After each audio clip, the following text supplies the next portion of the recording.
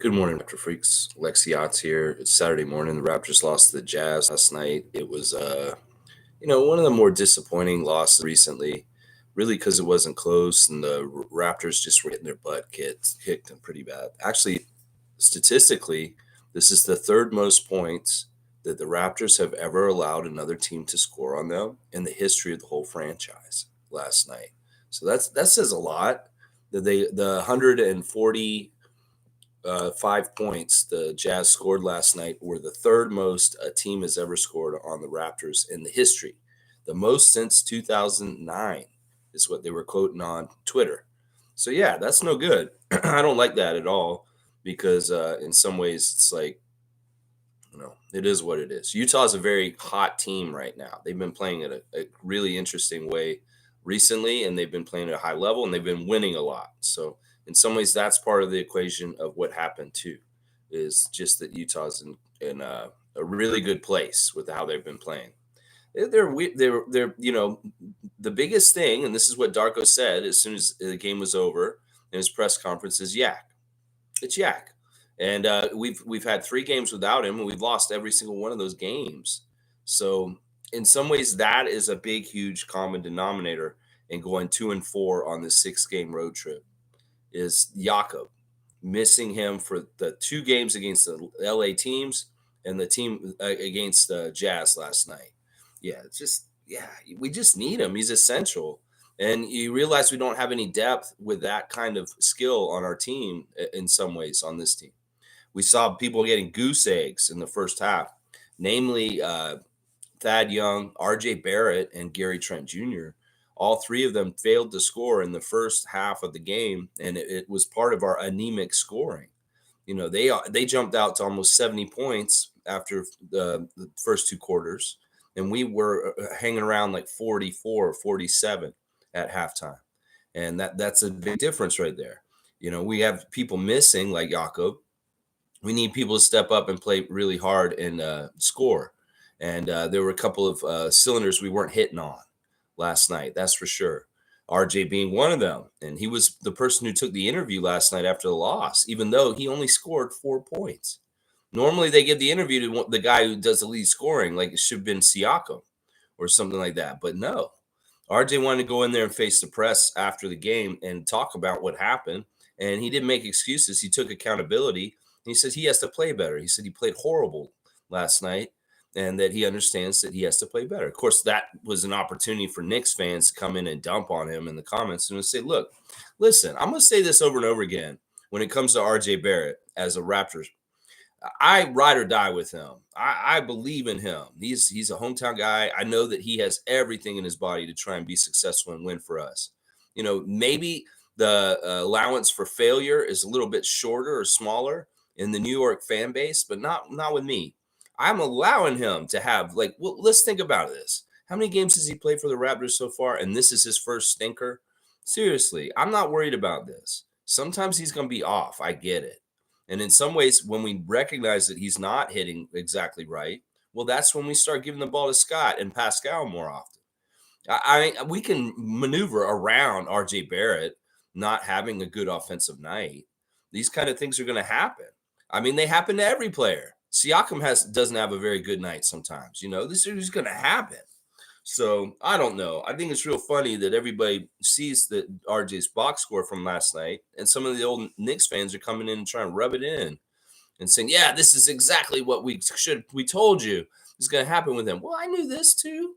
I knew this. I've seen what he's done for y'all. I see what he did for Canada this summer, and there are games where sometimes RJ just doesn't have it. Well, I think that he has it a lot other times, and he's doing winning stuff and smart play, even if he's not scoring out there. So I give him an allowance to be able to succeed and fail as he needs to, because that's just how the NBA is. I think that the NBA fans in general have gotten unrealistic with their ideas about things. They're either championship or bust, or these players should be cyborgs like Kawhi Leonard and never have any imperfections and not miss and not have nights where they don't play well. They're human beings. And that's one of the things that I'm just sick of. I think that in some ways this is part of like the gaslighting and the weird conditioning of NBA fans at this point is to not accept anything less than absolute perfection. That's ridiculous. I'm so sick of this mentality. The people that get mad because we don't win the championship every year are the same people. The people that get mad because a player has one dog shit game, they're the same people. When can we allow failure to get to success? This is what Giannis's point was after they got beat by the Miami Heat in the first round last playoffs. As Giannis said, we've got to lose to succeed. And that's what's going on here, y'all.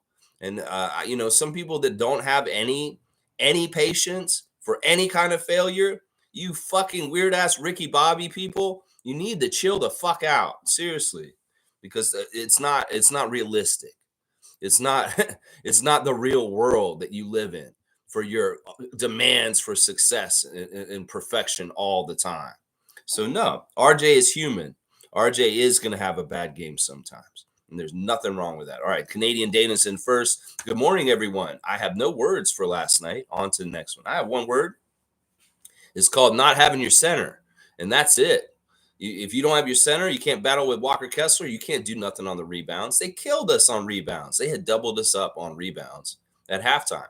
It was 31-14 for rebounds at halftime. And that absolutely destroyed us. Then you add in the fact that we could not operate inside in any kind of way. Thank God our threes were hitting. In fact, we were shooting 3 points as well as we were shooting free throws last night for a while, both right around 60%. It was just crazy. 60% free throws, horrible, Scotty in particular, and then 60% free 3-point shooting, amazing, absolutely amazing, 60% free throw shooting. But yeah, in some ways, the inside shot wasn't going because the bigs for Utah were very effective defensively. And that's part of the reason why RJ and Thaddeus did not make shots in the first half is because they were missing shots because they were getting agitated and guarded very well by people like Walker Kessler and Kelly Olynyk. It's just when you don't have any centers, Bobby Webster, when you don't have any centers and you just got Jakob Poeltl and that's it, you're screwed in these kind of games against big teams like this. The factors that they could beat us down low. And then Jordan Clarkson kind of stuff, the crazy shooting, the absolutely crazy 3-point shooting by them was off the charts too. I mean, Lauri Markkanen, Jordan Clarkson bombing, hitting crazy threes and just really separating them in the later game. I have to admit, I fell asleep before the end of this game. I never, ever fall asleep during games because usually I'm paying attention. But we were down by so much. It's been a long week. It's been a long West Coast road trip that I fell asleep with 5 minutes left in the game. I didn't even see the end of the game. It's crazy. That's how bad it was with the lead. Oh, my gosh. All right, Trevor J saying, good morning, Raptors family. It was a tough loss. We win 2, Rob 1, and lose 3, and it's better than nothing. On to the next one. Let's go. Yeah, if we're going to keep my pace, we got to win the next 3 games against Boston, Miami, and Chicago. And, well, that's a tall order. That's a tall order of things. I mean, it'd be really fun if we beat Celtics on MLK Day on Monday. That'd be very, very good. Trevor saying, blessings exceed your expectations today with your life full of joy and happiness and peace today. I love it, Trevor J. Thank you. Thank you so much. Yeah, I'm all about that. And Kareem Thomas is here. When you have a good coach, you understand that we are undermanned at the center position. Kessler, Olynyk, and Focheno took advantage. When you dominate in the paint in size, your guards will go off. Yeah, it opened a lot of things up for them. They had a lot of good things going at different levels. The inside stuff was helping them with the outside stuff and vice versa. And they just had the size last night. There was stuff that they were doing that Will Hardy's a very smart coach. He's a very, very smart coach. And Utah is doing interesting things, very, very interesting things. Danny Ainge has been a very, very astute general manager the last couple of years. With his moves, they've been very risky in some ways, but also have really paid off. I mean, the fact that he got rid of franchise players just a couple of years ago, and he's getting such good success with young players he got in return, it shows that the man's a good GM. Donovan Mitchell, Rudy Gobert going other places, and them being at where they are right now, that says a lot right there. It says a lot. Monique is here. Superfan Monique Lawrence. What is she saying this morning? Good morning, Raptor Freak family. All the love to Pascal and Jonte, but seriously, we got punched in the mouth. You can tell Scotty was frustrated. Yeah, I don't know, Scott. I mean, they're all just frustrated because they lost. But in some ways, I don't know. I don't know about that. As far as like, it's the NBA. This kind of stuff is going to happen in certain ways. You're going to have ups and downs. All right, let's look at the 3 stars I have for the game last night. Only 3 stars because we lost. Hang on, let me correct that. My first star is Siakam. We didn't know if Siakam was going to play until like right before the game, and I was kind of overjoyed when I heard that Siakam was going to be playing, that he wasn't going to be out for too long, and that's good. It's 27 points in 30 minutes. That's pretty good points production for his minutes. 8 of 14 from the field, 5 of 6 from 3. He was really good from 3 last night. Seeing Siakam shoot so well from 3 last night was awesome. 6 of 8 at the free throw line, 2 missed free throws. There were a lot of missed free throws in this game by the Raptors. 4 rebounds, 2 assists. Yeah, a minus 23, though. Everybody was like a really bad minus out of the main guys. But Siakam's my number 1 star of the game. Good to see him return to the lineup from 1 game absence. You know, that game that he missed earlier this week was the only game he's missed all season. This guy has been really, really, really coming out and playing a lot. So thank you, Siakam, for showing up and not being out again and playing at a pretty good level. My second star of the game is Emmanuel Quickley. Quickley was 4 of 8 from the field, 15 points, 3 of 3 from 3, 4 of 4 from free throws, 3 rebounds, and 1 turnover, minus 28. He did not have a single assist, which is kind of a red flag and weird, but he was active and shooting incredible shots. We see Emmanuel take like logo threes, crazy ass threes that no other player on our team should be taking that shot selection other than Emmanuel Quickley, because he's like that. And yeah, I like all that. And in some ways, he should have got his teammates more involved. That was kind of a problem. It's interesting that he does not have a single assist. So that's weird. My third star is off the bench and in the garbage time, and he just filled it up really fast. It's crazy. He got out there and he went crazy. In 8 minutes, Jalen McDaniel scored 15 points. So he almost doubled his points per minute. 8 minutes, 15 points, 4 of 5 from the field, 7 of 10 from the free throw line. Very aggressive in getting out there and trying to score as much as possible. 3 rebounds, 1 steal, 1 turnover. Yeah, it's just that there were too many dead notes on the piano last night. And Gary Trent was one of those in the first half. RJ Barrett, Thaddeus Young's Goose Egg didn't play in the second half. Garrett Temple, lots of guys who just didn't do anything. Grady Dick even getting out there and taking 3 shots and missing all 3.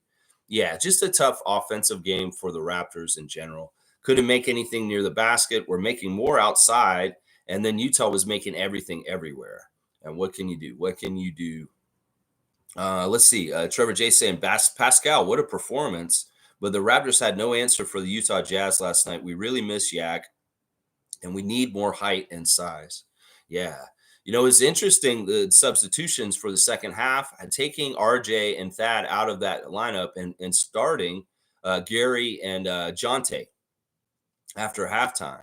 And some people were saying on Twitter that they think that Jonte has taken the starting job from Thad. That signified that. Maybe, I don't know. I mean, we are playing the Celtics on Monday. And once again, even if Thad didn't have it on the last game that we just played, you know, the experience of him in the lineup against experienced people like Al Horford and the Celtics is smart in some ways. I saw a lot of rookie mistakes by Jonte Porter last night. I saw Pascal getting frustrated with Jonte, directing him around the court because he did not know where to be and where to go to. So as much as we were debating yesterday, Jonte versus Thad, as far as starting center, I think Thad is still the right decision because he's way more veteran know-how than Jonte Porter. Jonte Porter is making mistakes out there. He was making rookie mistakes last night, and it was hurting us last night. So it wasn't that Jonte was perfect or anything last night. He was definitely out there causing problems for us and organization. It's no good when Siakam's like frustrated, like tell him, you go here, you go here. You don't understand where you're supposed to go. And Jonte's the same guy that he has to keep doing that to through most of the game.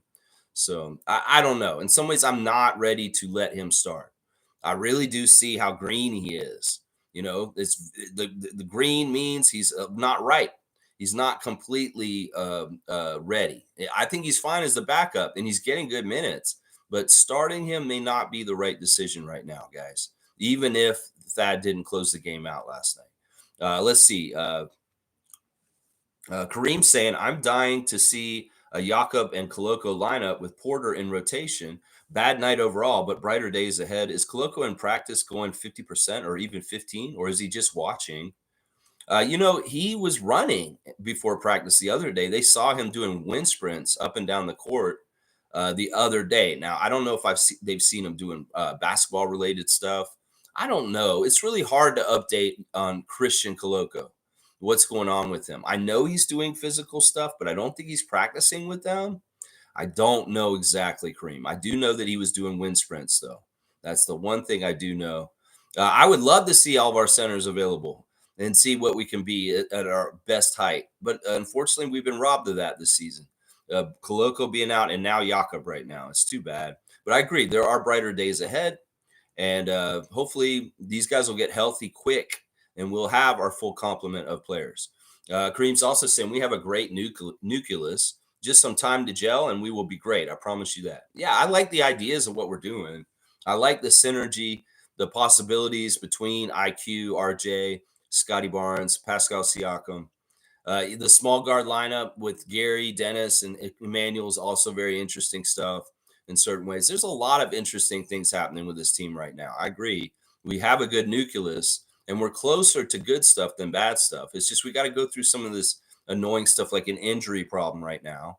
And, we would hit the gates running if I think we would be winning most games if Jakob was available. I feel like we would have definitely beat the Lakers if Jakob had been available. We'd have a better shot against the Clippers. And then last night, yeah, we would have had better front line battling to battle the Utah Jazz bigs, which were a problem. Let's see. Nako's saying RJ's still 23, and all he needs to do is be the fourth option. Do more by all means, but that's all he needs to do. Yeah, in his after game interview, he's taking responsibility himself. And a lot of people were very happy about that. That, no excuses. He just said, I played bad. I failed tonight. I did not play good tonight. And it's funny that he did the interview. Like I said, they could have easily sent Siakam in there for being our leading scorer, or I don't know, even Scotty. But they sent Barrett in there, and he did the after game interview, and he was very, very accountable. That's the thing that people are really proud of him, is he's being accountable and not making excuses. He's just saying we just got to play better. He says sometimes these games are going to happen, but that's no excuse. We can't let them happen. G saying, and that's why we need Yak. Also, I like Scotty being aggressive at first, but also thought there was too much ISO and quickly needed to bring the ball up and control the pace more. Yeah, this was a gripe that Darko had after the game, is that we were not sharing the ball properly in the first half last night. And our assist number was not the total that he likes, 25. That was the number we got. He likes to get to 30. Let's go look at the team stats real quick. They're interesting. For the shooting, we did not shoot as well as the game went on. We were shooting pretty good at halftime and keeping up, but they really separated in the second half, and our shooting went downhill. 43% shooting for us. They got 12 more shots on the field goal, and they made 56%. So that's part of the reason why they blew us out by 32 points. That's crazy, a 32-point victory. Man, that sucks. Let's see, 3-pointers. We ended up 50% at the end of the game. We were shooting 60 in the first half and went down to 50, 17 of 34. And they made 21 threes at 49%. So they didn't shoot as well at three, but they made way more because they took way more. Free throws, we got more attempts at the free throw line, and we made more free throws, but we shot 70%. We had 11 missed free throws. Now, 11's not going to take out the whole chunk of the 32 points we got beat by. 56 rebounds to 31 for us. That's horrible. Once again, almost doubled up on rebounds. That's no good. No good. And specifically, they got 14 offensive rebounds that absolutely killed us. 34 assists for them, only 25 for us. Yeah, that's a stat that Darko really cares about, and they did not get that one right. Excuse me. Points in the paint, only 32 points in the paint, and they had 58. And that, once again, they really stymied and played good defense. And if you see our shot chart, there's a lot of misses right around the basket for the Raptors. And it was an agitation by Walker Kessler and the bigs of the Utah Jazz making that happen. So, yeah, really, ah, ah, nothing inside, relying on the three too much, not playing with each other enough, missing free throws, not having a big man to counterbalance the big men on the other side. There's just a couple different problems there. Yeah, Scotty was interesting. I mean, I'm not upset with Scotty. I feel like he had an okay game. I don't feel like he had a bad game, but I don't feel like he had a super great game either. Let's see. Scotty was 6 of 13, 19 points in 28 minutes, 2 of 4 from 3, 5 of 11 at the free throw line. So he missed 6 and made 5. That is bad. That may be the worst part of his game. 3 rebounds, 3 assists, 3 blocks. The blocks were super impressive. That may have been the best thing about his game. Like the way Scott is blocking shots these days is awesome. It's so fun because he's coming as help, and it's usually from another direction, and it's crazy athleticism that comes and catches up with the person and blocks the shot at the last second. These guys don't know they're going to get blocked, and boom, all of a sudden Scotty's blocked them. I love it, and he's flirting with possibly getting like goaltending calls, but he's getting the calls correctly mostly. I don't know. There's been some weird 50-50 like goaltend versus block shot calls, especially with them. They had one that looked like it was very close. That maybe should have been a goaltend, and then Scott's are amazing. The best thing he could do, though, is do a Bill Russell block. And Leo Routins used to talk about this all the time when he was younger, is don't hit it out of bounds. If you can go up and grab it and snatch it and just take it and keep possession and keep the ball and go up the court with it instead of like going and hitting it so hard. I don't know. In some ways, I think it's so impressive how Scott's blocking shots right now. Let him do it however he's going to do it. But if he can morph it to being able to keep possession off of it and just take the ball, that's even better, Scott. That's even better right there. But yeah, Scotty, not a horrible game. He was there. He was scoring points. He was aggressive. We see him doing little turnaround shots and stuff inside about 10, 15 feet. And I'm telling you, man, he's Kawhi Leonard kind of offensive scorer. He will not be able to be stopped. And the other thing they talked about last night in the game is how he's a confident shooter. And that's true. Like a lot of the way he's shooting so well is his confidence is very high. And when you're shooting confidently like that, yeah, you'll make more shots than you probably should just because you believe. And it is really the reps, the time he's put in the offseason of really working on his craft and getting his form right. And boom, that will make you a confident shooter and you will make more of your shots. Scotty's been so good this year. And I hope everybody triple voted yesterday for All-Star and put his name on there. Yeah. G saying, for all the fans losing their minds, just imagine if we had Yak and Koloko and they didn't have Kessler and Laurie. That's what the game came down to. We need some centers. It will happen. Patience. I think this is right.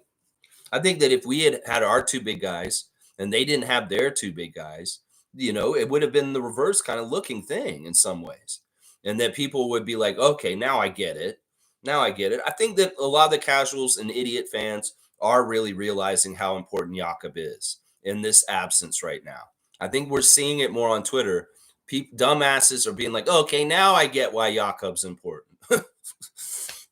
I mean, seriously, basketball 101. How much do we have to learn at the elementary level about basketball with some of the people that are watching the NBA these days? Like, you guys don't understand traveling, obviously. You don't understand why a big man is important to your team. It's like, this is just common, basic kind of stuff here. Come on now. Nako saying, and yeah, you do miss Yak at times like this. Very much so. I mean, he's the biggest factor in this. The absence of our center, once again, is a huge factor. Laker fans are like, you're idiots. You should have not played us without your center. It was like, what are you going to do? He's injured.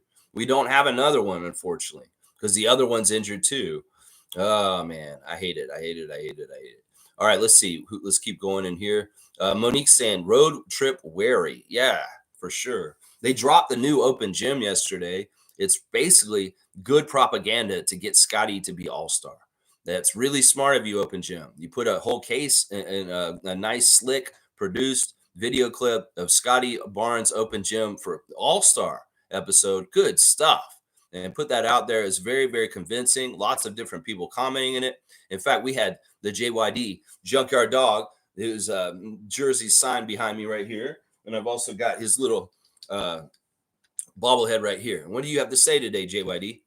I just want to say that Scotty Barnes is a real dog. Well, wait a second, JYD. What'd you say? He said Scotty Barnes is a real dog? Yeah, he's a real dog, y'all. What? Wait a second. If it's coming from you, the Junkyard Dog, you must know dog because you are in yourself a dog.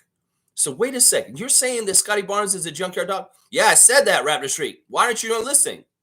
Oh, okay. Well, we need to tell Patrick Beverly that a bona fide dog, JYD, has said that Scotty Barnes is a dog on Open Gym episode yesterday.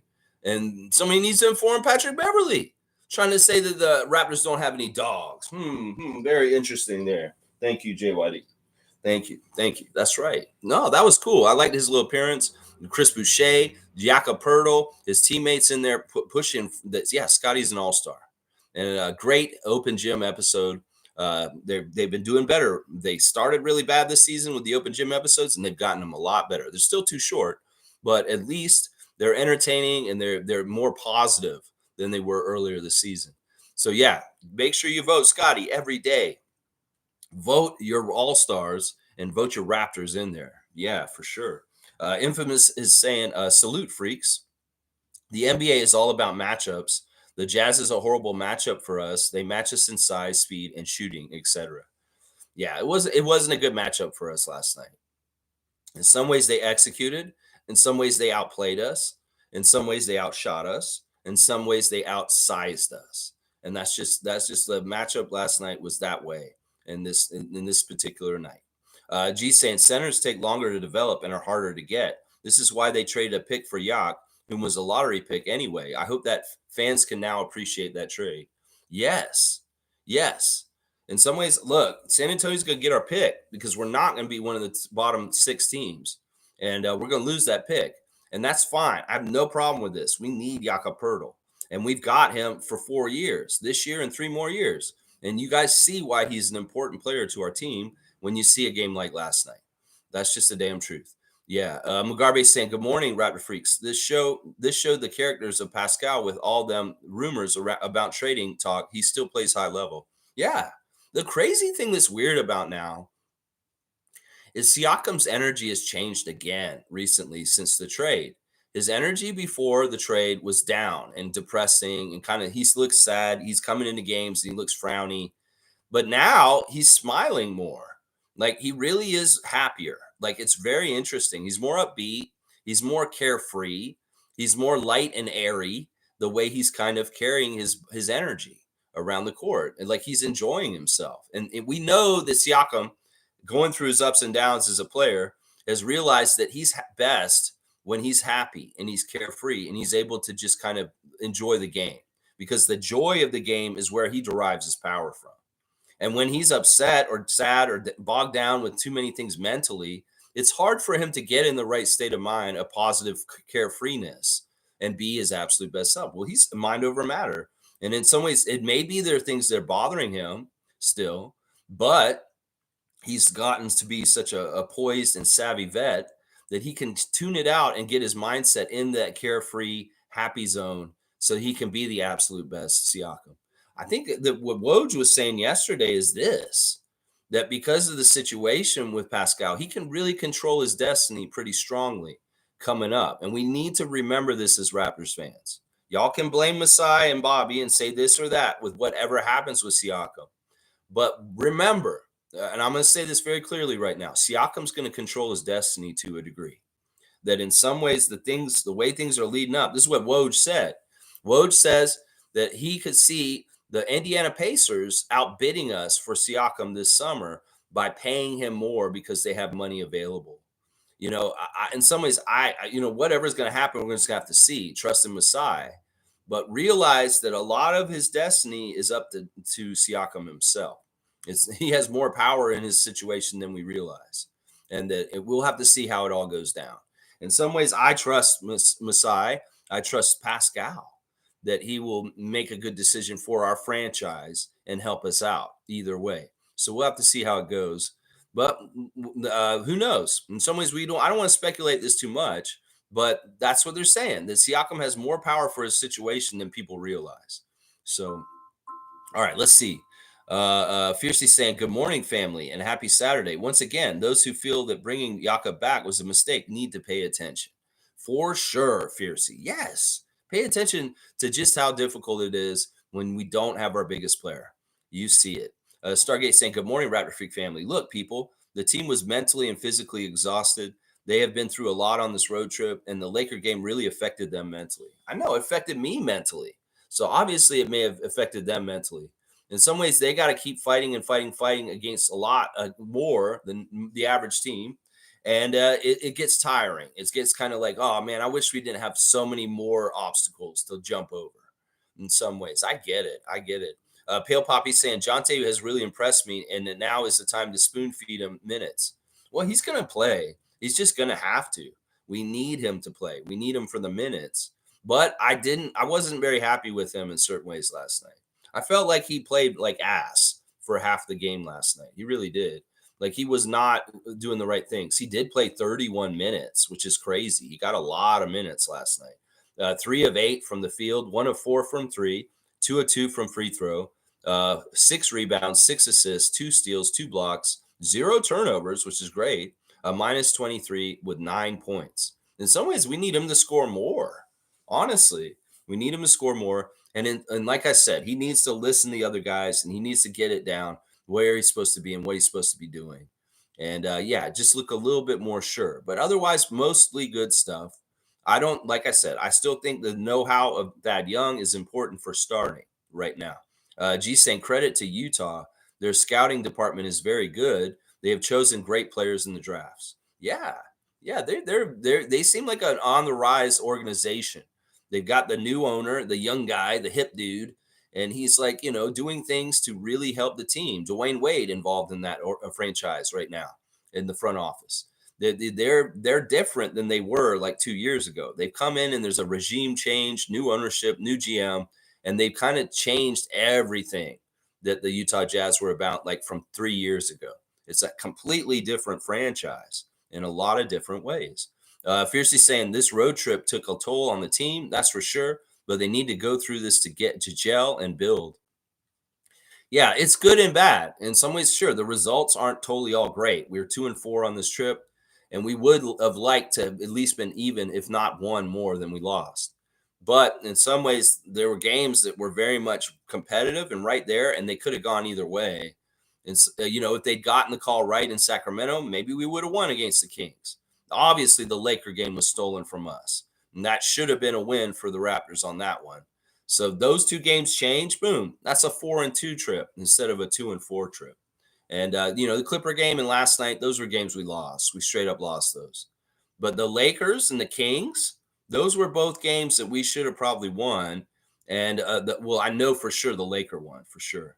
Yeah. Let's see. Pale Poppy saying, I'm not worried about rookie mistakes from Jonte. Using Thad instead is squandering opportunity. It's not Jonte's fault Pascal is upset. If you worry about Pascal's feeling, go trade for a center. Well, with all due respect, Pale Poppy, Siakam needs the screens, and Jonte needs to know when he's supposed to be setting the screens. If he doesn't come and do the screen at the right time, it really throws off the shot clock and the timing of the offensive rotations to try and work towards a good shot. If Jonte is not getting to the spot and set the screen for him, well, it puts everything behind a second and you get shot clock violations. So he needs to know what he's supposed to be doing in the offensive sets that they're doing out there when they call him. And if his teammates are having to tell him what to do in that moment, well, he needs to study harder and he needs to get it right. So, listen, I think he's been playing very well for how green he is.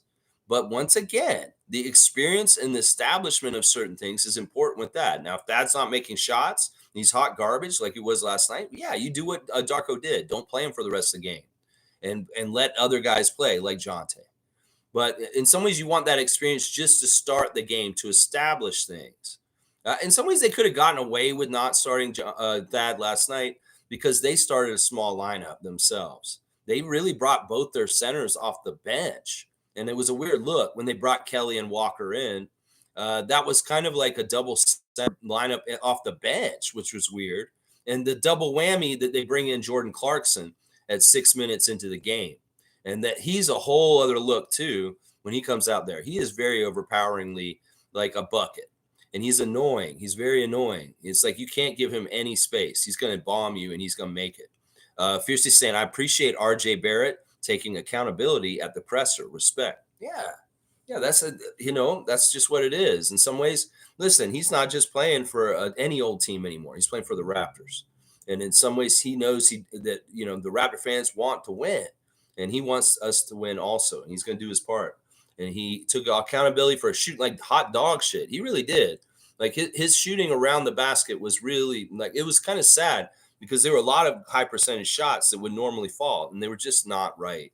I think the agitation of the Utah bigs really was a factor with RJ's game. 2 of 9, 0 for 2 from 3, 4 points in 30 minutes, 7 rebounds, 2 assists, 1 steal, 3 blocks, minus 16. At least he got 7 rebounds and 3 blocks. So he's contributing out there. That's the one thing. It's like RJ Barrett's an all-around player. He may not shoot well, but he can contribute in winning ways otherwise. And, Darko not starting him for the second half, that's a message. It's like, you got to play better if you want to get time on the court. And if you're not going to play well, I like that. I like that. In some ways, the way that he had the guys come out and who started the second half signified to me something I was asking about a month ago. Do you take guys out of the lineup if they're not playing well enough? And yeah, he proved to me that he would, Darko Rajakovic. He said, okay, Gary, you're going to play, but RJ and Thad are sitting because they're not hitting their shots very well at all. So it is what it is. It is what it is. Fiercely saying, I'm drained with the Pascal rumors. Last one saying he's parting ways with us. Not even 2 weeks since the last trade, and they're already back at it. Can't they find other content to write? Yeah. I don't know. In some ways, it's like Woj power playing and saying, that's part of what they're saying about Adrian Wojnarowski, that he has a lot of power in this league at this point because he shapes kind of trade perceptions and he can make things kind of happen or not happen depending on like what he says and what he puts out there. And yeah, it's interesting what he's saying about Siakam right now. He's saying that he has the driver's seat and that in a lot of ways he can control his destiny going forward. Well, I don't totally hate that. And I'm all for player empowerment. And well, hopefully he'll be good to us still. We'll have to see. Pale Poppy saying that is borderline unserviceable, and I don't want to see him being here much longer. Terrible investment of usage. Might as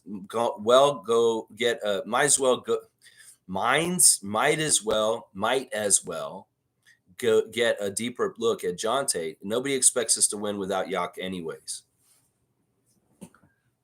Well, listen, we're going to have to play some Thad because we just need the minutes. You can't expect Jonte Porter to play 48 minutes.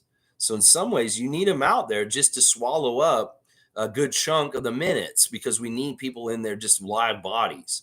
And once again, I'm going to say this. Thad Young is a serviceable.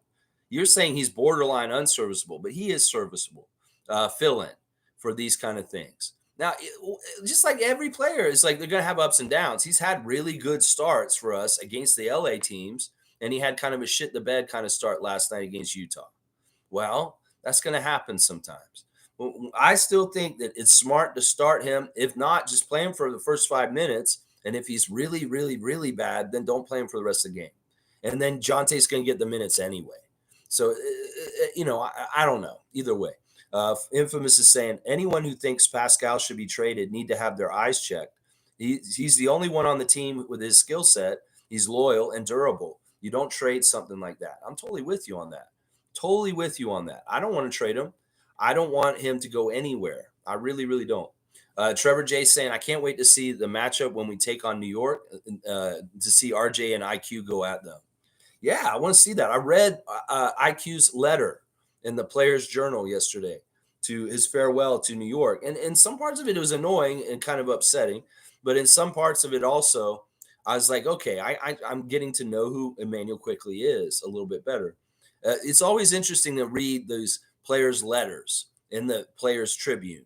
And he's very honest about like how he got blindsided by this trade. First of all, he was not expecting it. There's a lot of people that he cares about around the Knicks organization that he's going to miss a lot.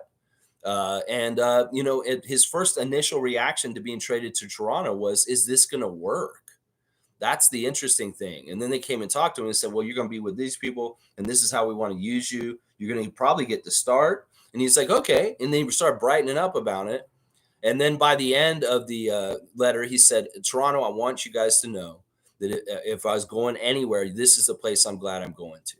So, he came around at the end, but there were parts of it that kind of made it kind of like, he did say in the letter also that since he's been in Toronto, he's had a hard time feeding himself, that he doesn't know where to get food from. RJ, help your guy, bro. You're back home. You need to help Emmanuel, like, get home, like, okay here. And Canada may be very foreign to him, and he doesn't totally understand things up here. RJ, you need to help him out, man. I know they're y'all on a road trip right now, but when you get back today, you need to help. You need to help Emmanuel adjust to being in Canada. You just need to do better with it, because I don't want to hear that he's sitting in his hotel wondering what he can go get eat, and he has no idea what to do. We can't have that. We can't have that. Emmanuel, if you really like that, call room service. Call somebody. Call DoorDash. Call Uber Eats. Get somebody to bring you some food, because I don't want to hear that you're starving in Toronto because you don't know where to get food from. That's no good. We can't have that. We cannot have that at all. But yeah, read the Players Tribune letter to New York, the goodbye from Emmanuel Quickley. Very interesting. Let's see. Infamous is saying that IQ, I find, is sometimes passive because he's trying to get everyone involved. I think Darko needs to let him loose more. Yeah, I mean, there's fighting balance. We got to find the balance of what's the right amount of the different players on our team in different ways. And it may be dependent on situations, lulls, or certain things. Quickly's very good at like getting us a bucket when it seems like we're really in a bad place. And I like that. That's the kind of stuff I want to see. I completely agree with this.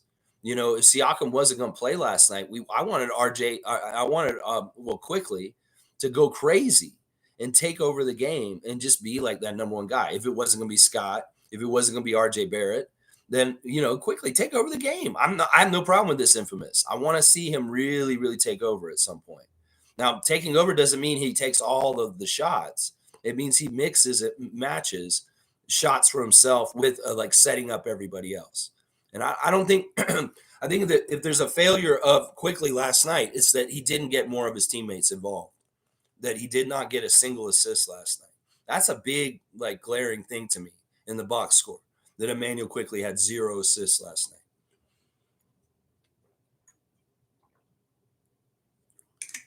All right, Firebolt saying, good morning, Lex and Raptor Freaks. Tough loss last night.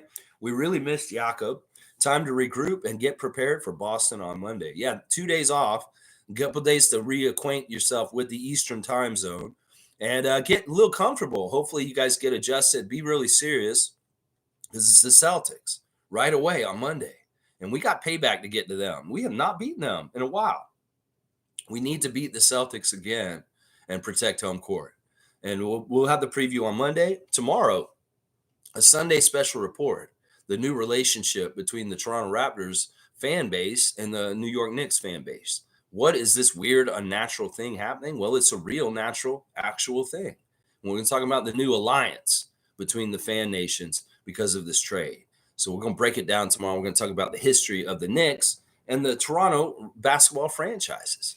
Yeah, I'm all about it. That's what we're talking about. Firebolt holding it down on the East Coast and Newfoundland for us. That's right. You go, Carla. Let's see. Stargate saying, Chev and yourself have been saying how important Yak is all season. Yeah, I was saying it before we even got him. It's crazy, Stargate. We were like, when I started doing this channel, it's like, we need to get a center again. And I was like, man, it'd be really awesome if we could get Jakob Poeltl back somehow, some way. It'd be awesome. And well, it happened. Bobby Masai made it happen. And it was immediately very, very good. And it is very important to have him. Yeah. We knew that we'd be so happy to have him back before we even got him back. You can talk to Cool Cat. We talked about Jakob Poeltl coming back here like 6 months before he actually did. We talked about it a lot, actually. Baki Grappler is saying the team doesn't trust Jonte yet.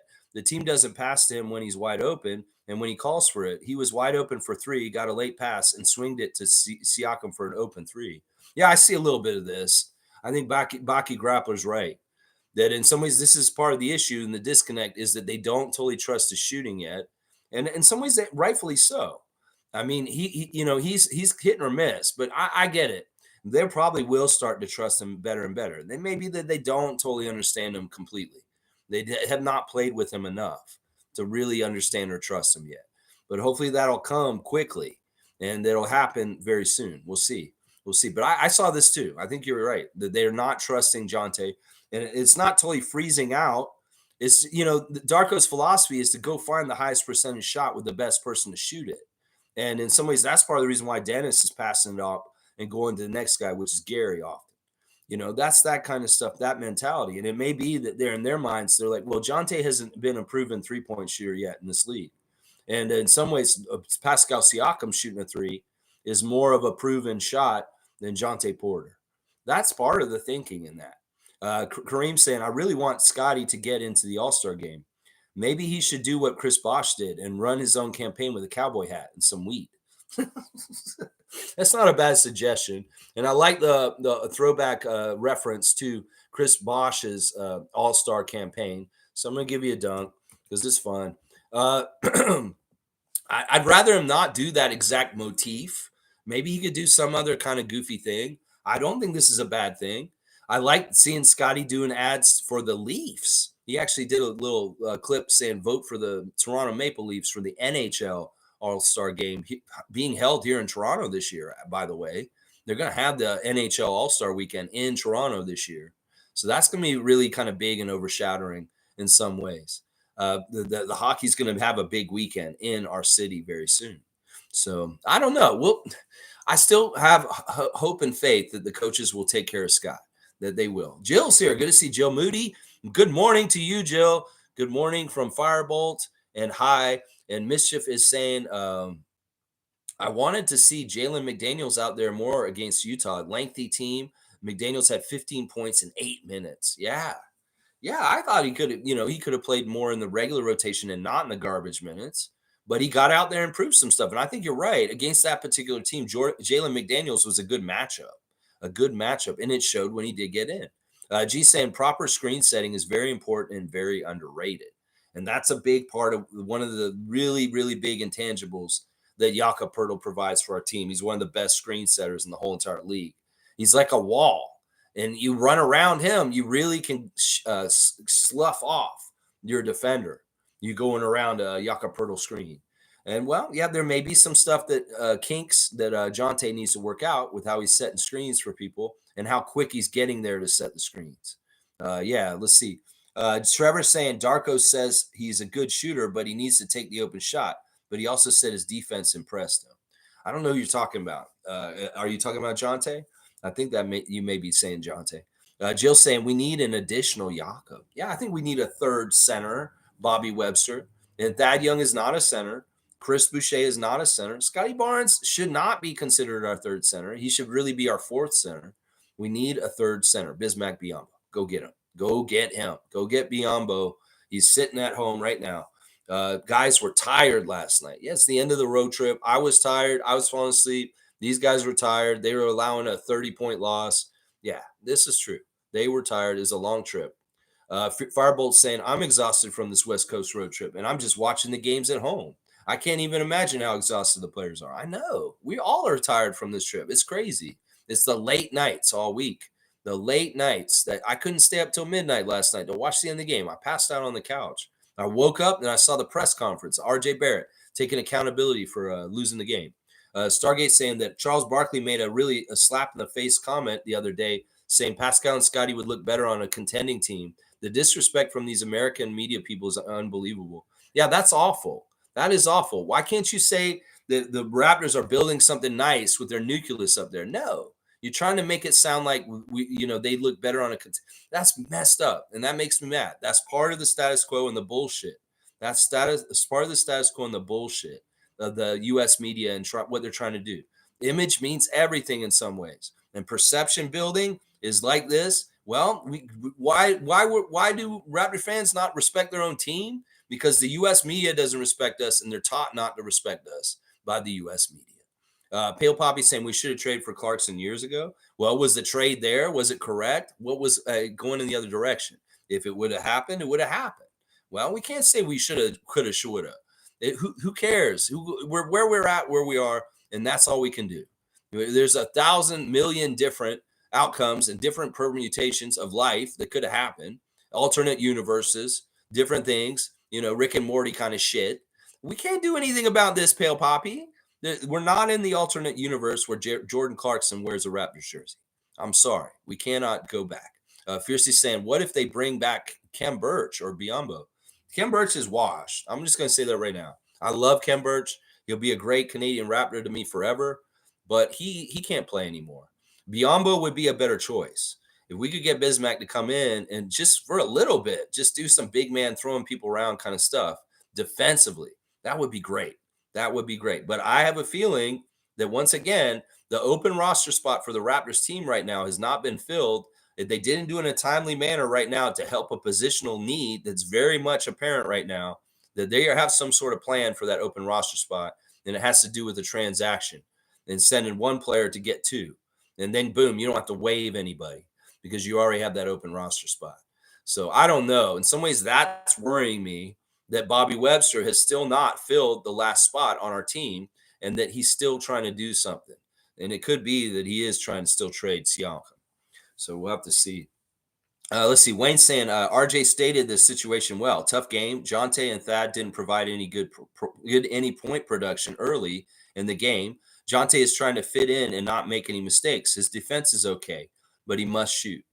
Yeah, I won't disagree with most of what you're saying here.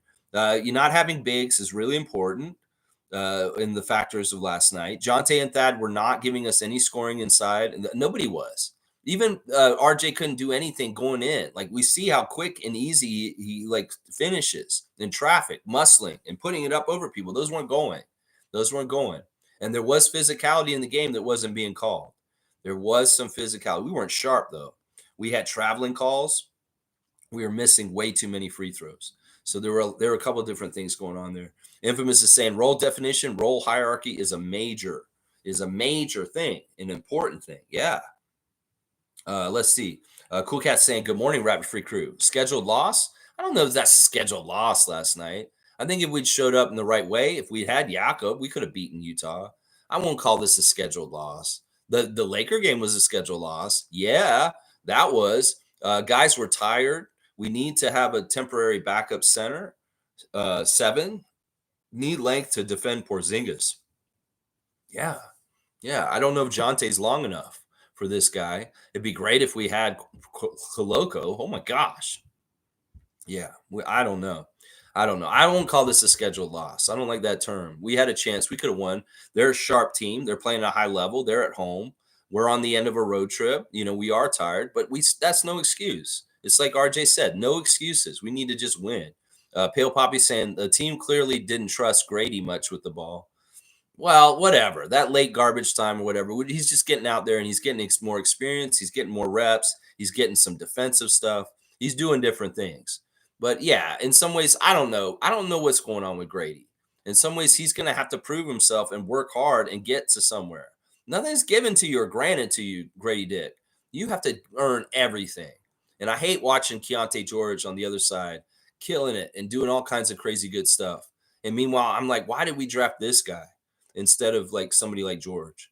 That kind of stuff does bug me. I had a 5 list of who I wanted the Raptors to draft, and it was Jordan Hawkins, Keontae George, Cason Wallace, Bilal Coulibaly, and then the other one was Maxwell Wright, who the Lakers drafted. Those were the 5 guys were my diaper dandies that were going to be the best ones coming out of the draft. And a lot of them are hitting, and they're exactly what I thought they were coming in the league. As far as Keontae George, scorer coming in right now, dog, making big shots, getting and ones. Bilal Coulibaly, like a mini OG for the Washington Wizards, killing it for the Wizards defensively and growing as an offensive player. Cason Wallace in a jam-packed Oklahoma City team, not getting to play a whole lot, but when he does, he's showing promise. Maxwell Wright, not getting to play a whole lot for the Lakers, but from Pepperdine, he's played very well when he does get out there, and he has a lot of skills. I'm just worried that like Grady, he's drowning in the whole world of the NBA, and that he didn't realize just how deep the water is, and that in some ways he is having a hard time just finding oxygen. And I don't know, man. I'm worried about him. I'm very worried about him. I don't expect him. This year's going to be a wash. In some ways, there's been a lot of fails with our development. And this year, I don't know how much we're going to get Grady to make a leap or anything like that. He's going to have to really work hard this offseason and really, really bulk up, really, really get smarter. And just, I don't know. I don't know what's going to happen with him. In some ways, I hate that he came in the league after just 1 year of school. I really, really do. And I hate the fact that Bobby Masai took the bait on drafting him at 13. I'm not happy with this draft pick. And in some ways, I don't know what to do. I don't want to be negative, totally negative about Grady, but I just wish that he was, I don't know. I wish he was something else in some ways. I really do. Let's see. Infamous is saying role definition, role hierarchy is a huge problem. Not everyone needs to be taking shots. The ball should funnel through Pascal and Scotty. Yeah, I would agree with this. There's certain guys that shouldn't be making shots, but there's going to be times where you need Thaddeus to just take the release, like the relief shot.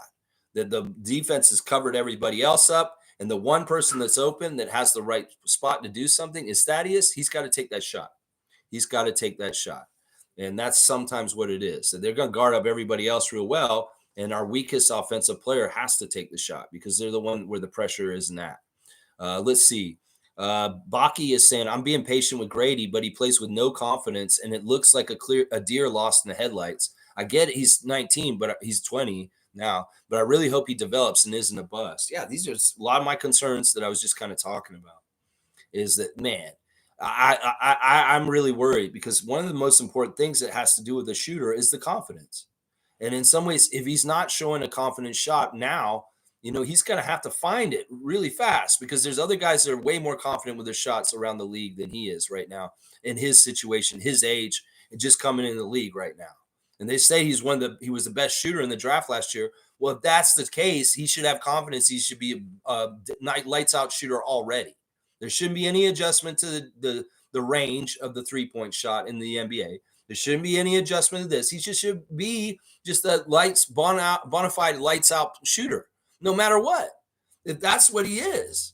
But I guess I don't know. In some ways, it is what it is. Trevor's saying he was talking about Jonte. Okay. That's what I thought you were saying. Jill saying there are other players he can get rid of before Siakam, who was phenomenal last night. Thad plus someone else. You're talking about getting out of the starting lineup? Yeah, well, some people are saying this morning, Jill, that Jonte should start instead of Thaddeus. And I mean, I can't disagree with them completely. I just think that the veteran know-how of Thaddeus is more valuable than people actually realize. Trevor's saying we have a good chance to go up last night in the rankings because everybody else lost. Well, that didn't happen, Trevor. In some ways, yeah, you can look at the other teams like Atlanta and Chicago and seeing them, okay, they lost. This helps us go up, but we lost too. So we didn't gain any traction. It is what it is. Just saying we had the 13th pick at the draft, Lex. Most of the good picks were already gone. Yeah, but a lot of these guys that I just named were still there. Jordan was still there. Keontae was still there. Bilal was not. Cason Wallace was not. But the other guys were there. Maxwell Wright was there. So I don't know. In some ways, it's like I want to speak up Grady, but he has to give me some good positive signs of progress. And that's the thing. In some ways, I need to see progress from him. And then I can start building his legend and talking him up again. And right now, I can't. There's not a whole lot to say that's good about him. Let's see. Kevin's saying Pascal rumors are heating up. I think he's gone by the deadline. We'll have to see. In some ways, I'm not going to say you're wrong, and I'm not going to say you're right.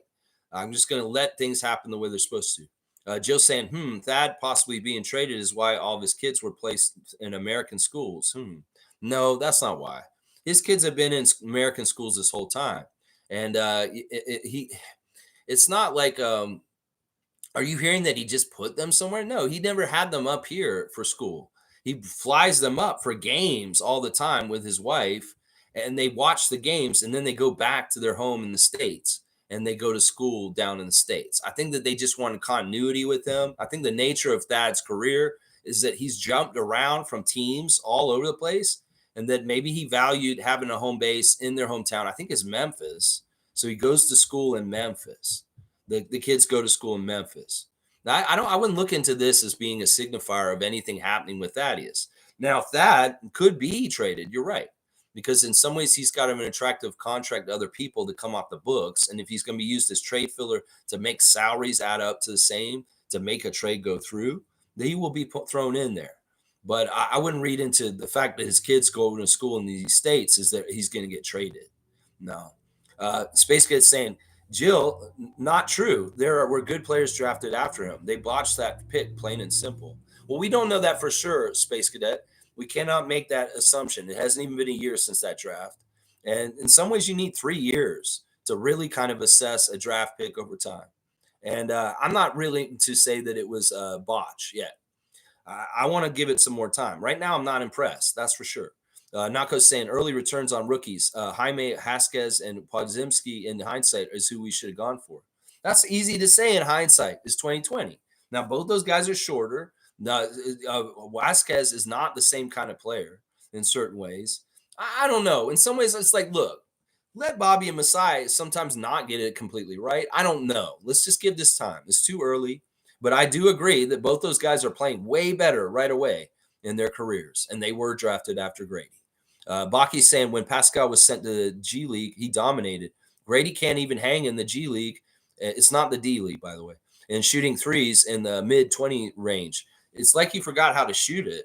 Yeah, I worry about that. That he is like, anyway, I don't want to pick apart Grady for too much today. I really don't. I'm glad they sent him to be with the team last night. I'm glad he got on the court last night. These are good things. In some ways, they needed to pick up the road vibes energy so that he could feel included in the team because he wasn't with them for most of the road trip. We can catch the end of it. Go send him to Utah, let him catch the end of it, and boom. Hopefully, the good things happen because of that. And he'll feel more like integrated with the team and a part of them as they're going into this homestand coming up right now. So, yeah. I don't know if he's going to be playing today. There is a Raptors 905 game today. Birmingham Squadron. I should see what time that game is at. Let me just check real quick, and I'll give you guys the referees real fast because that game may be this afternoon, and we want to make sure we don't miss it. So the Greensboro, hang on, what? That's not the right date. I want today. Okay, the Raptors 905 are playing the Birmingham Squadron at 8 p.m. tonight in Birmingham. So Grady is either with them down there already or he came back with the team. I don't know. We'll have to see. But Raptors 905, Birmingham Squadron, 8 p.m., Legacy Arena in Birmingham, Alabama. That's the game. And the refs are the crew chief is actually John Goble. John Goble, NBA ref from Miami. He likes the movie The Godfather. He enjoys hip-hop music. His favorite meal is a skirt steak with black beans, rice, and fried plantains. He'd most like to visit Australia. And his hidden talent is he's a Cuban coffee barista. Yeah. Goble is not the cop brother. He is the older brother. And his 8th season or 9th season, he was a physical education teacher. So, yeah, Goble, we're actually getting a full-fledged NBA ref as the head ref for the 905 game today. Agana Bazi is the referee, number 7, and AJ Ganelli is the umpire, number 62. So there's your ref report for today. 8 p.m. tip-off for the Raptors 905 in Birmingham, Alabama today. Yeah, that's what's going on there. Yeah. I wish Grady would dominate that level a bit better. But in some ways, he's a role player that isn't the kind of player that's going to just dominate that kind of stuff. Chris Boucher dominated it too. Yeah. Jillian's saying Scotty helped choose Grady. Sorry. Let's not draw Scott in on this. He was just in the room. It's not like they said, who do you want to pick, Scott? And he's like, oh, pick Grady. No, that's not how it happened.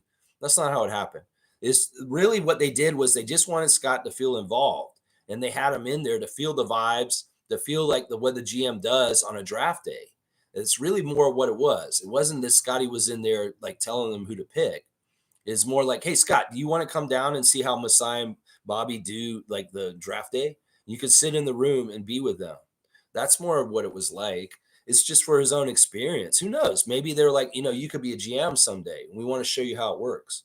That kind of stuff. Grady's saying, want to throw out good thoughts. Grady will come back taller, stronger, with more confidence next season. G's getting it done. G's getting it done. Because in some ways, I'm saying realistic stuff about G. I mean, not G, but Grady. And he's right. He's right. We want these good things for him. I don't want him to fail. I don't want him to be a bust. I don't want him to be a botch. I want him to be a great player as time goes on. And we got to give him time. We really do. And I love what G's saying. Kevin's saying Grady's player comparison is Duncan Robinson. I never thought he was going to be an all-star. If he can provide some quality minutes off the bench, it's a win. Well, the thing about Grady that's so interesting is that Darko has a really specific vision for what he wants him to be, for his vision of the Raptors going in the future. That he says this is that Grady is a part of our future. So he has some sort of idea of where he can land as a player in his development and getting better. And that is a good sign that Darko believes in him and getting to a certain place where he's going to be an important part of our franchise as a role on our team going in the future. So, I mean, that says something. You know, I agree. Duncan Robinson's about where I saw him being at as far as his ceiling. In some ways, I don't know. I don't know. In some ways, it mystifies me what's happening with Grady Dick. It may be frustrating at times. Who knows? He may be our new Malachi Flynn, and that may be annoying for a few years. I don't know. We just want you to be better, Grady. You are a smart kid, and you want this. In some ways, it doesn't matter what you want. It's what you're capable of. And you may be limited, and we may not be able to get you there. But I hope we do. I really hope we do. For some reason, Masai, Bobby, Darko, the people around our team see something in you that you can develop into and grow into. We'll have to see. I hope they're right and I'm wrong. Kareem's saying the Raptors will sign Pascal to a max, but in the event they are looking to trade him, what do you want personally in return? I think if we could do a similar trade to the OG trade, that would be awesome. A 2-for-1.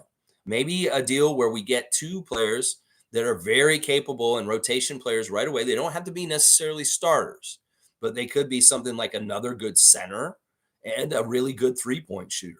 If you do that and you put that in, and maybe some of the things that we lack overall on our team, maybe we get better. Maybe we get a three-point shooting center that actually gives another look other than Jakob.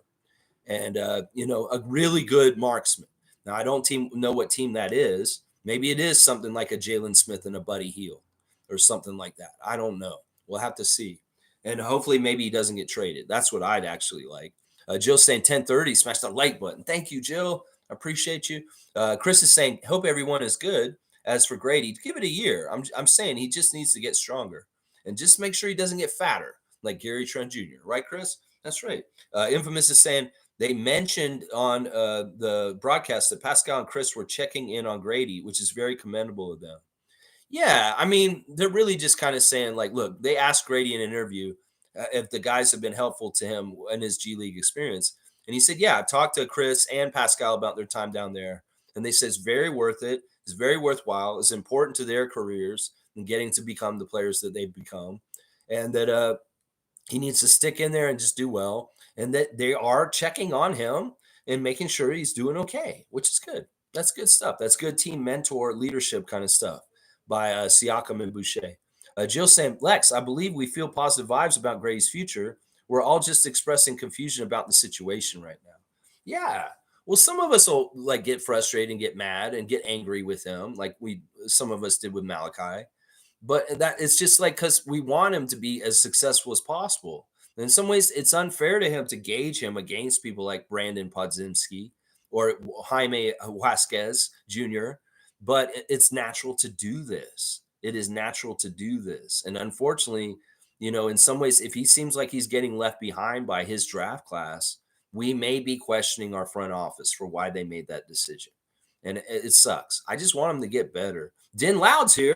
He erased his comment, but welcome, Den Loud. Every morning talking Raptors, 9:30 a.m. in the morning, Eastern time. Kevin's saying, which would you rather have? Pascal for Wiggins, Moody, and Pods, or Pascal for Jarace Walker, Nembhard, and Hield? I would definitely rather have the Indiana deal, I think. I think I'd want the Indiana deal, even with Wiggins coming back here. I feel like the youth on the other team, I don't know. In some ways, that question's pretty whack. Like I could do either one. I could see the good things in either one. I'm not big on Moody. I am big on Pods, and Wiggins would be a reclamation. In some ways, I'm worried about Wiggins' is washed for his career at this point. He is a lot older than we think he is. He's been in the league for quite a while, and it may be that Wiggins' best days are behind him. And that may not be worth going to try and get him. He's a reclamation project. You got to unleash him again back to what he was like 2 or 3 years ago. And he may not have that anymore. Jerace Walker is a very promising young player, and that he may be part of the best. The Nebhard thing is great too. But could you swap out Jerace and put in Mathurin in there instead? I'd do that. If you could put Benedict, Andrew, and Buddy, that would be the deal I'd want. MSJ saying, given I am down and out with the flu, I did the numbers. If the cap rises to 170 million, there's money to go to sign Pascal and all the key players except Gary. So I guess Grady is his replacement. That's, I don't know if they're replacement for each other, but I mean, I get what you're saying. Who knows? Once again, this front office stuff, I'm not going to speculate ahead of time. Just let it happen. I'm going to look at the games. We're going to stay present, and we'll let them do their jobs. Kareem saying, I want Grady to be an all-round player, but what annoys me is that there's no name players across the league who torch us from deep. Grady needs to crack this lineup and come out guns blazing. Yeah. Yes. It is annoying that he is just not like consistently making a shot in any kind of way, whether it's on G League or in the NBA. G saying Wiggins is getting paid $27 million until 2027. He's also 29, same age as Pascal. No thanks. Yeah, I don't know if I want that, especially for like what he's doing right now for production. Jill saying, Chris, feel better? Add lemon and honey and ginger. There you go. She's being a very supportive and nurturing person and telling you to take care of yourself, get your rest, and get that tea. Wayne saying our focus has to be development. Jonte's development at the center position is vital, along with the Koloko is awesome. Both have different skills and is futuristically positive. Jakob, Jonte, and Chris. There you go. I like that. And Jill saying to your herb tea. Yeah, he's got other herbs too. And Chris is saying, that's just it. Who knows? The OG trade was a surprise, so who knows? And I have been chugging chicken noodle soup. There you go. Don't chug it. Just sip it or take it slowly. Don't chug it. You might give yourself some sort of burps or something like that. I don't know. All right, let me see. What else do I want to do real quick? Let me make sure I didn't miss anything. All right, maybe I'll go over a little bit more of the box score. Really disappointing that Thad had an offer. He only took one shot, and he only played 12 minutes, and then he was out. Siakam, player of the game. Barrett, tough game. Boucher, 12 minutes, 7 points, 2 of 4, 2 of 2 from the free throw line. No stats whatsoever, though. No rebounds, assists, or steals, or anything. Minus 12. Let's see. Dennis, 4 for 9, 4 of 7 from 3. He took all 3-pointers except for 2 shots, and he was 4 for 7. That's actually not bad. 4 assists, 1 steal, minus 9, 1 turnover, 12 points. So Dennis, a little bit, we didn't get any bench scoring hardly at all. It really was like late that Jalen filled up 15. But before that, nobody on the bench was scoring anything. And then they had 2 starters that couldn't score either. We were just having a really hard time scoring in general. And the Jazz outscored us every single quarter of the game. In fact, 28-40 in the last frame. That's horrible. Horrible. What can you do? Yeah, it was a combination of different guys. You had Markkanen, absolutely phenomenal scorer in a lot of different places. Of course, you had Clarkson from the outside, 21 points, 5 of 9 from 3. Then you get like big guys messing us up, Golinnik and Kessler. Colin Sexton got 20 points, so he was a problem. The Fontecchio, he got 13. Yeah, they were just, and then they had a whole bunch of different guys filling in like bit pieces here and there. Like Abaji, he was annoying from 3. And then Keontae George, as I said, he actually became a factor in the game in a couple ways too. So, yeah, it was just tough.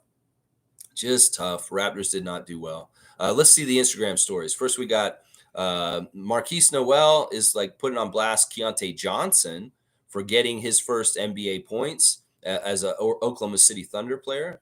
So he's very proud of his old teammate. I guess he played with Kansas State. Then he's got clips of him on the Raptors 905, him coming into the tunnel at the game. Yeah, so Marquise, you hang in there. You got to get a win today in Birmingham. So kick some butt down there. Matt Devlin putting on blast. Everybody's saying goodbye to Alex Wong on the Raptors show yesterday. They had a touching little conversation between Blake, William, Lou, and Alex Wong about him leaving. and how much he meant to the show and how good he was on the show. Yeah, that's right. He was the best thing about y'all's show, and he's leaving. That's just the damn truth of things. Oh well, c'est la vie. That's life. Dennis with the Kramer family and saying we got you, and thank you Kramer family in L.A. I don't know, Kramer is a company, and Dennis was visiting with them. I don't know exactly what Kramer family is.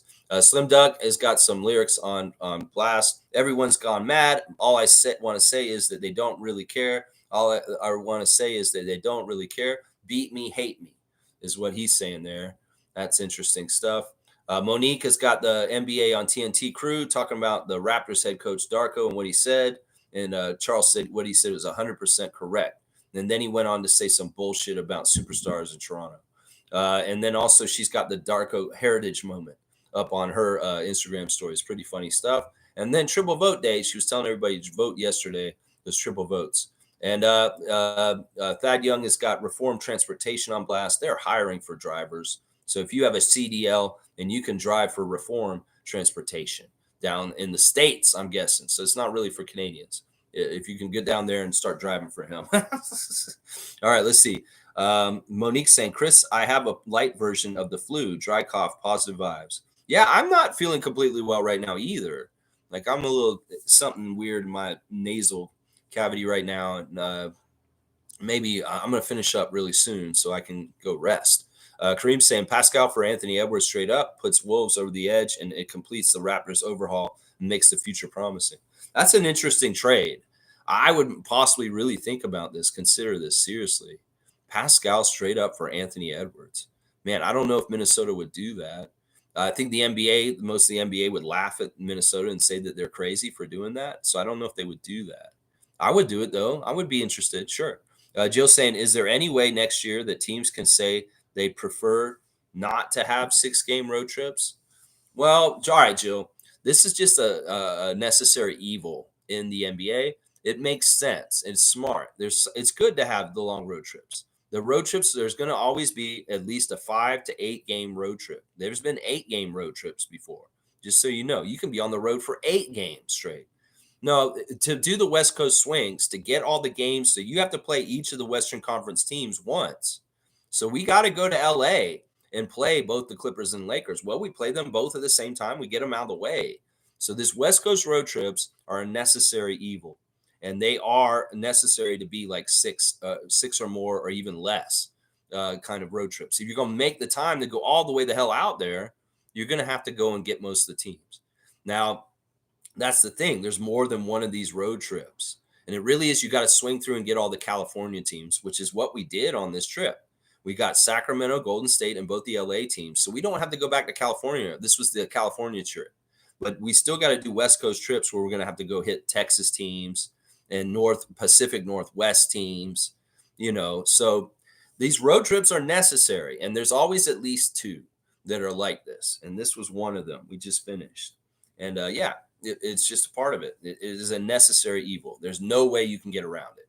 You're going to go all the way out there. You might as well go on a road trip and do a little tour and go around. And then you don't have to go keep jumping from Eastern to Western time zones. It's much better to get them all out of the way in a row. Very much better. All right, let's keep going. If you have a Yahoo Fantasy basketball team in our Raptor Freak Yahoo Fantasy League, please set it up and get your lineup set. There's a very competitive league. Only the top 8 teams will be in the playoffs this year. So if you're not in the top 8, you're not going to be in the postseason. So you need to get your team up to the postseason. All right. I think that's about it. I don't really have a whole lot else to talk about this morning. As I said, tomorrow we're going to be doing a Sunday special report since there's no game tonight and there's no game to preview tomorrow. And it'll be taking a spotlight look at the new alliance between Toronto Raptors fan nation and the New York Knicks fan nation. So come on in for that and you can check it out. Let's see what else you guys are saying. Jill's saying, did you see the Kenny for Real video about Darko's rant? He loved it, but was up and down about all the fouls. Said both teams needed more, like the Vagrant. Did not necessarily poo-poo Braun. I tried to watch that Kenny Beecham clip, but it's really hard for me to watch because he doesn't make sense to me. And his all his theatrics and different production things, it's just too much. I'd much rather just watch Angry Old Hoops Fan. that he just broke it down and did the right way. Kenny Beecham, I see him on Twitter tweeting all the time and having opinions and stuff. And but no, I didn't watch that whole clip because I couldn't get through it. He annoyed me too much. And I was like, get to your point, bro. Get to your point. What are you doing? Like, just go on, just get your point. And it was just take too much bullshit before he was getting to his points. So my patience ran out. And I was like, I can't watch this shit. So I turned it off. It was just annoying. Wayne saying Quickly has to share the ball. I'm not into hero ball. Sorry, Lex. Quickly needs the screens, and him and any of our centers gelling are buckets galore. Our team will be practicing like hell. Now, in some ways, if we're going to be missing people, we need people to step up and make shots. I think the balance could have been better. I know you're anti-hero ball, but I think that we need him to do some hero ball, but he does need to look for his teammates also. The balance wasn't enough for other guys off of Quickly last night, for sure. For sure. I don't want to nitpick those guys too much. Yeah. Jill saying, are we calling in again Sunday? No, probably not. In some ways, I didn't mind doing that, but I don't know if I want to do it right now. This may be something where we're kind of the contents in a certain way. Then we can do call-ins again. I don't know. I will definitely go back to it at some point. I don't know. We're gonna figure it out. I don't think. I'm gonna think about things like when I want to reintroduce doing call-ins again, and what would be the format. Because I don't know if the Sunday special report's the right one. Maybe we'll do the Thursday think tank like that this week. There's going to be a Thursday think tank coming up this month, and maybe for the Thursday think tank, we'll do the call in for that, because then we can have people call in and give them their thoughts on the subject that we'll have. I think that'll be more likely. All right, y'all. I'm like you guys. I'm not totally 100% either. So I'm going to sign off right now. I appreciate everybody watching me this morning. It's a tough loss, one of the worst losses the Raptors have suffered in a while. They gave up the most points, third most points ever in the history of the franchise to the Utah Jazz last night. And it sucks. It is what it is. This is what happens when you're undermanned and you don't have any centers, and your team's just in a bad place right now. Yeah, Racimo's saying we needed a center last night. I was okay with IQ. Yeah, we just needed somebody to do something like that. More like a freeze Saturday, freeze, and get better. Yeah, I don't know. I'm just a little congested. And, I probably need the hot tea like Jill's been prescribing for Chris, myself. And, also Adriana's here. So I'm going to spend some time with her. Might as well finish up early. All right, y'all. I appreciate everybody. Please like, comment, subscribe, and share. And if you feel like joining as a member, that's great. Raptors, you're finishing up this road trip. Come back, get some rest, get in a good place, and feel real good for Monday, because you got the Boston Celtics coming to say hi on Monday. We need to beat them. That'll make things a lot better if we can beat the Celtics. All right, I appreciate y'all. Cheers to you, Jill, and all the best. Thank you, Isaac, benevolent Isaac Campbell, for the heart. And I appreciate every one of y'all. Let's go 905 and beat Birmingham Squadron, 8 p.m. time. So watch the Birmingham versus 905 game tonight. And let's go Raptors.